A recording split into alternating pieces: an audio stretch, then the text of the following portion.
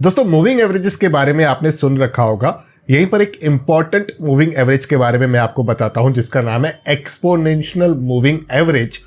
इसका बहुत ही important role होता है और यहाँ पर वेटेज भी बहुत अच्छी खासी होती है इस तरीके की मूविंग एवरेज को।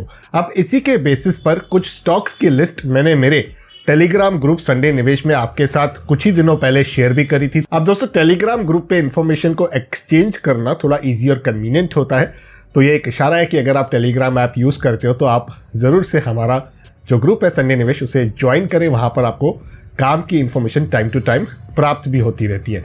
आज के इस इन्फॉर्मेटिव वीडियो में मैं आपके साथ एक्सचेंज करूँगा 5 ऐसे स्टॉक्स की लिस्ट जिन्हें मैंने शॉर्टलिस्ट किया है एक्सपोनेंशियल मूविंग एवरेज के बेसिस पर। और अगर आप एक स्विंग ट्रेडर हो या आप डिलीवरी बेस्ड ट्रेडिंग करते हो या आप लॉन्ग टर्म इन्वेस्टर हो, इन सारे क्राइटेरिया वालों के लिए ये स्टॉक्स कहीं ना कहीं अच्छा फ़ायदा आने वाले समय में बनाकर देने की ताकत रखते हैं। तो आप बिना स्किप किए मेरे इस वीडियो को पूरा ज़रूर देखें, काम की इन्फॉर्मेशन जानें और हमेशा की तरह एक्शनेबल इनपुट आपको इस वीडियो के अंत तक ज़रूर प्राप्त भी हो जाएगा। तो आप बने रहिए मेरे साथ। शुरू करते हैं, आइए मिलकर सीखते हैं।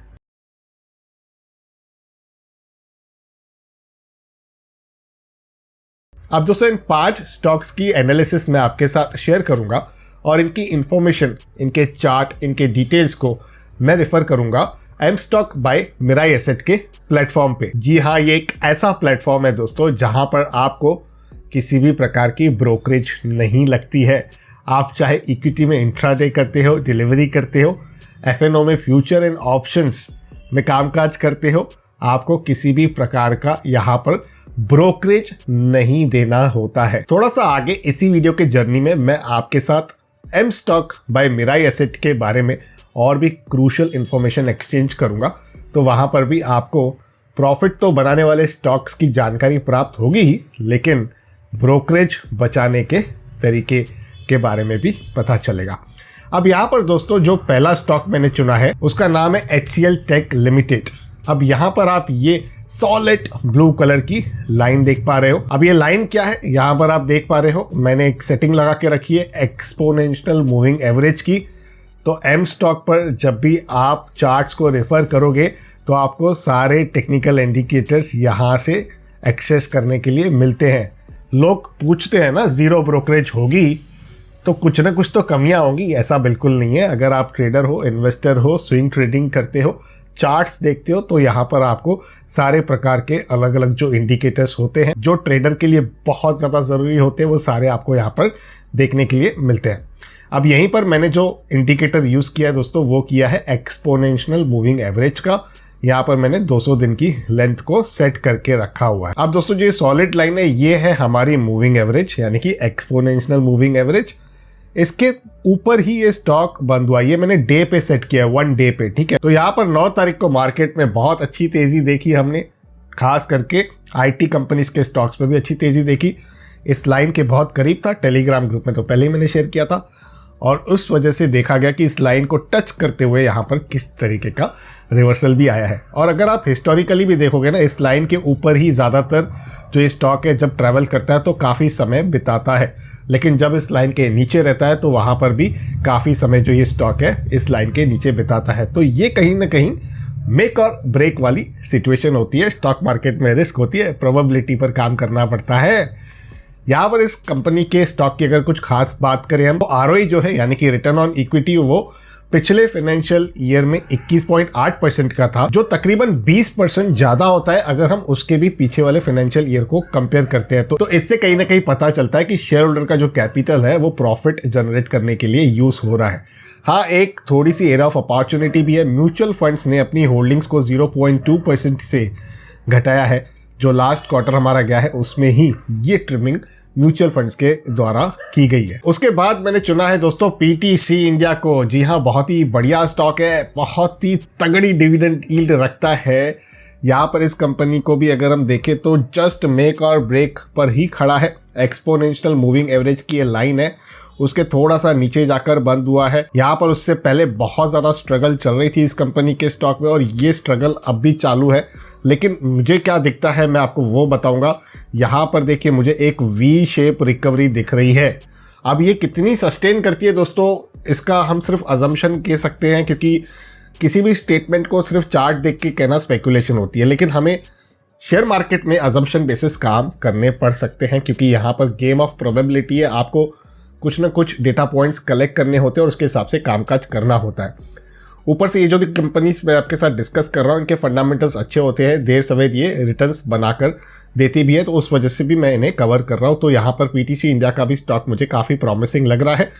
ऐसे लेवल्स पे खड़ा है जहाँ से एक रिवर्सल होने की संभावना है। अगर इस लाइन के नीचे वो चला जाता है, क्लोज देता है, तो वहाँ पर ये स्टेटमेंट वैलिड नहीं रहेगा। और एक एडेड एडवांटेज पीटीसी के पास क्या है कि ये सस्ता है काफ़ी। प्राइस टू अर्निंग रेशियो जो है वो 8.1 का है, जबकि इसके सेक्टर का पी जो है वो 25.5 के आसपास है। अब इस स्टॉक ने करीबन 17% की करेक्शन दिखाई है, यानी कि अपने सेक्टर को 30.5% के हिसाब से अंडर परफॉर्म किया है। तो यहाँ पर कहीं ना कहीं अगर रिवर्सल की प्रोबेबिलिटी देखें तो मुझे पर्सनली वो ज़्यादा बनते हुए दिख रही है। बाकी तो ये शेयर बाजार है, आने वाला समय बताएगा कि क्या होता है। उसके बाद मैंने जो स्टॉक का चुनाव किया है वो है टीसीएस का। इसके रिजल्ट्स बहुत ही अच्छे हैं। क्वार्टरली रिजल्ट्स की मैं बात कर रहा हूँ, जिसे मैंने मेरे टेलीग्राम ग्रुप में भी आपकी सहायता के लिए एक्सचेंज करा था। यहाँ पर प्राइस टू अर्निंग रेशियो की बात करें तो 29.9 का है। इस सेक्टर के पीई को देखें तो 43.9 का है। एक एफएमसीजी सेक्टर है, एक आईटी सेक्टर है, थोड़ा सा प्रीमियम पीई एंजॉय करते हैं, लेकिन उसके बावजूद इस करंट पीई रेशियो पर मुझे टीसीएस का स्टॉक थोड़ा सा पर्सनली अट्रैक्टिव ज़रूर लग रहा है। क्वार्टरली नेट प्रॉफिट की बात करें दोस्तों, 11% इंक्रीज आया है ईयर ऑन ईयर बेसिस पर। 10,846 करोड़ के नंबर इस कंपनी ने अपने क्वार्टरली रिजल्ट्स में पब्लिश किए हैं। अब अगर हम सेक्टर के एवरेज नेट प्रॉफिट ग्रोथ की बात करें ईयर ऑन ईयर बेसिस पे, तो वो नेगेटिव है, डबल डिजिट से वो भी। ऐसे सूरत में अगर टीसीएस इस प्रकार के नंबर्स पब्लिश करता है तो मुझे पर्सनली मेरे लिमिटेड नॉलेज के हिसाब से काफ़ी प्रॉमिसिंग लग रहा है। यहाँ पर आप देख पा रहे हो एक्सपोनेंशियल मूविंग एवरेज लाइन के जस्ट टच पे ये काम कर रहा है। तो यहाँ पर अगर रिवर्सल आता है तो वो रिवर्सल हो सकता है काफ़ी लंबे समय तक सस्टेन भी करे, और यहाँ पर स्विंग ट्रेडिंग वाले या शॉर्ट टर्म इन्वेस्टर या लॉन्ग टर्म इन्वेस्टर्स पैसा बनाते हुए भी हमें दिखे, ऐसा मेरा अजम्पशन है। उसके बाद जो मैंने स्टॉक चुना है दोस्तों, डाबर इंडिया। यहाँ पर अगर हम एक्सपोनेंशियल मूविंग एवरेज को देखें तो उसके नीचे इस स्टॉक ने क्लोजिंग दी है। काफ़ी समय तक इस लाइन के ऊपर टिका रहा। यहाँ पर आप देख पा रहे हो किस हिसाब की ग्रोथ चली है इस कंपनी के स्टॉक में। ये एक हाथी है दोस्तों, यहाँ पर ज़्यादा वॉलेटिलिटी हम नहीं एक्सपेक्ट कर सकते हैं, लेकिन जिनका ड्यूरेशन 3 महीने, 9 महीने या 12 महीने से ज़्यादा का रहता है, उसमें मैंने अपने तजुर्बे में देखा है उन्होंने स्टॉक से पैसा लगभग बहुत सारे केसेस में कमाया है। अब यहाँ पर पीई की बात करें तो 56.4 का है। इंडस्ट्री या सेक्टर की बात करें तो 68 का है। मैंने कहा एफएमसीजी के अंदर थोड़ा सा प्रीमियम वैल्यूएशन ज़रूर है हमारे कंट्री के अंदर, और ये एक फैक्ट है जिसे हमें एक्सेप्ट करना पड़ेगा। लेकिन डाबर का उस केस में भी अपने सेक्टर से कम ही है। क्वार्टरली नेट प्रॉफिट जो है उसमें गिरावट हमने देखी है 2.8% की, जबकि इसके सेक्टर में 1.6% की ग्रोथ रही है। तो ये एक एरिया ऑफ अपॉर्चुनिटी मुझे लगती है।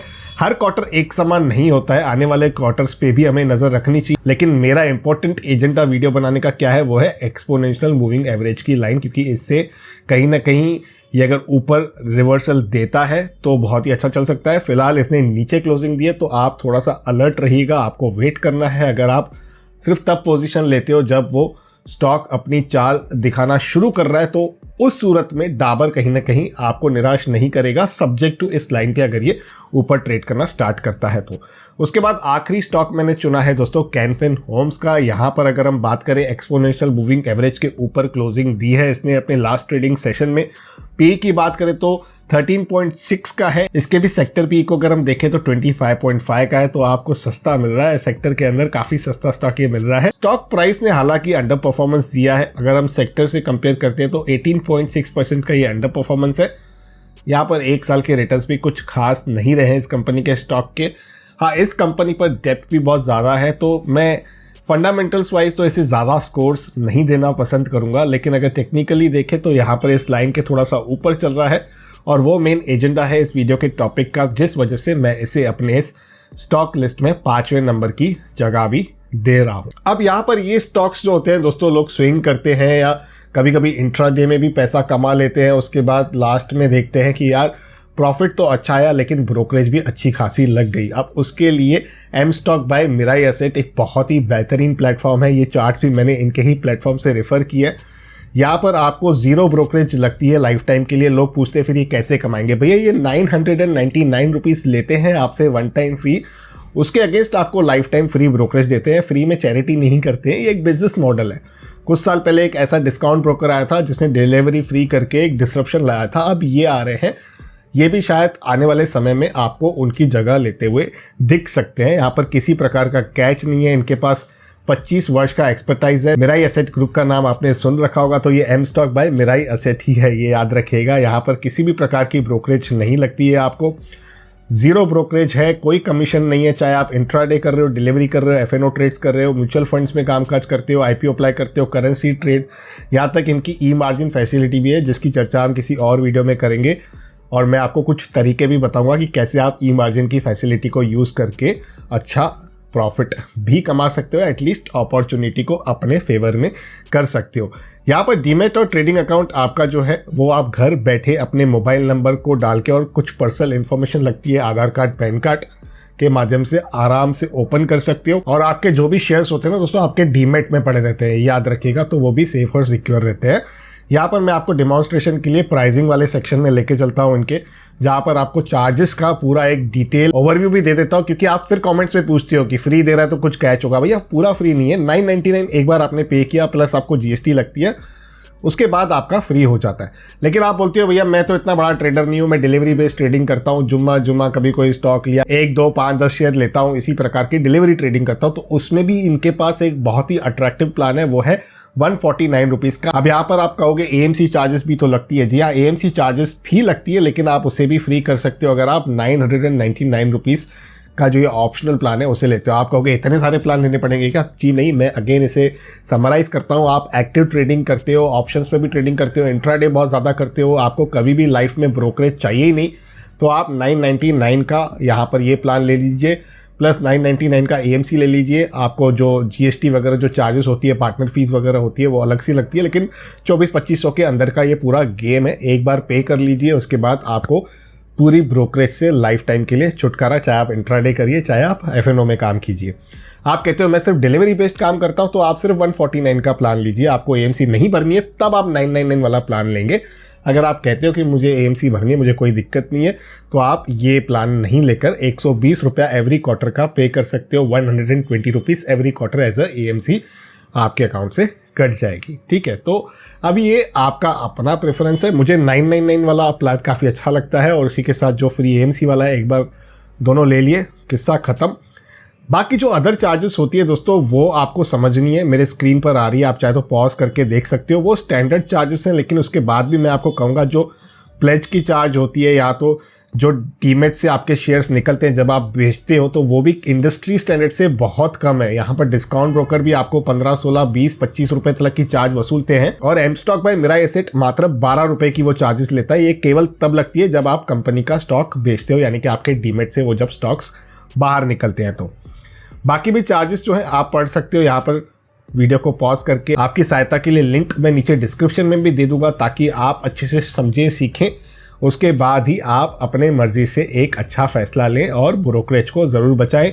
किसी भी प्रकार की हिडन चार्जेस नहीं है, कोई भी इन्होंने ग्रे एरिया नहीं रखी है, सारी चीज़ें ब्लैक एंड वाइट है इनके साइट पर। अगर आपको इक्विटी में काम करना है तो किस प्रकार की चार्जेस लगेगी, करेंसी में काम करना है तो किस प्रकार की चार्जेस लगेगी, ई मार्जिन में अगर आप कामकाज करते हो तो किस प्रकार की चार्जेस लगेगी, ये सारी इन्फॉर्मेशन आपको इनके प्राइसिंग वाले सेक्शन में देखने के लिए मिल जाएगी। आप अच्छे से समझिएगा, इस चीज़ को पढ़िएगा, उसके बाद घर बैठे ऑनलाइन अपने मोबाइल से भी आप डीमेट और trading account M stock by Mirae Asset के साथ ओपन कर सकते हो। लेकिन नीचे डिस्क्रिप्शन में दी गई लिंक है, उसी लिंक के माध्यम से आप M stock by Mirae Asset के साथ अपना डीमेट और ट्रेडिंग अकाउंट जरूर ओपन कीजिएगा। तो मैं आशा करता हूं कि आपको ये इन्फॉर्मेटिव वीडियो काफ़ी पसंद आया होगा, कहीं ना कहीं आपको एक्शनेबल इनपुट प्राप्त हुआ होगा कि इतने ज़्यादा नॉइस में मैं ऐसे स्टॉक्स आपके लिए चुनकर लेके आया हूँ जिनके फंडामेंटल्स भी अच्छे हैं और टेक्निकली वो एक ऐसी लेवल पे खड़े हैं जहाँ से एक रिवर्सल की पॉसिबिलिटी भी हो सकती है। तो ऐसे केस में अगर आपका जो निशाना है, आपका जो जजमेंट है वो सही बैठा, तो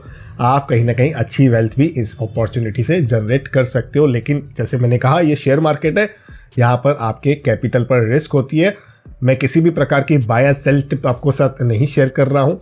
जो भी इन्फॉर्मेशन मैंने आपके साथ एक्सचेंज करी है वो मेरे लिमिटेड नॉलेज के हिसाब से करी है। मेरी नज़र गई ऐसे थीम पर, वो थीम मैंने आपके साथ वीडियो के माध्यम से शेयर करने का एक प्रयास भी किया है। किसी भी निवेश का फैसला आपने रजिस्टर्ड इन्वेस्टमेंट एडवाइजर के सलाह से ही लीजिएगा। और पर्सनल फाइनेंस से रिलेटेड वीडियोस देखने अगर आपको पसंद है, ऐसी इन्फॉर्मेशन, ऐसी जानकारियां आपको अच्छी लगती है, तो मेरे यूट्यूब चैनल को जरूर से सब्सक्राइब करें, बेल आइकन को दबा दें ताकि मेरे आने वाले सारे वीडियोस का अपडेट आप तक पहुंच भी सके। तो इसी के साथ करते हैं कंक्लूड आज के इस इन्फॉर्मेटिव वीडियो को यहीं पर। जल्द मिलते हैं किसी और इंटरेस्टिंग टॉपिक के साथ किसी और दूसरे वीडियो में, लेकिन तब तक अपने हेल्थ का और वेल्थ का जरूर अच्छे से ख्याल रखिएगा। Investments in securities markets are subject to market risks. Read all the related documents carefully before investing.